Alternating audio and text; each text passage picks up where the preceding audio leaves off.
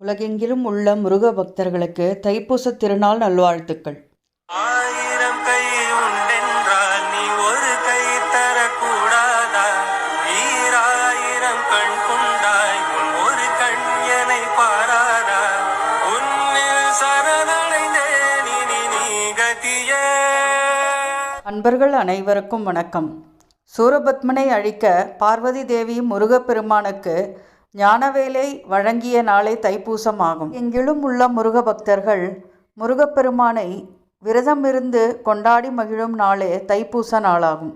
தை மாதத்திலே பூச நட்சத்திரம் வரும் புண்ணிய நாள் தைப்பூச விழாவாக கொண்டாடப்படுகின்றது. தை மாதத்தில் வரும் பூச நட்சத்திரமும் பௌர்ணமியும் இணைந்து வரும் நாள் இன்னும் சிறப்பான நாள். உலகெங்கிலும் உள்ள முருக பக்தர்களுக்கு மிகவும் சக்தி வாய்ந்த திருநாள். வெற்றிவேல் முருகனுக்கு அரோகரா, வீரவேல் முருகனுக்கு அரோகரா.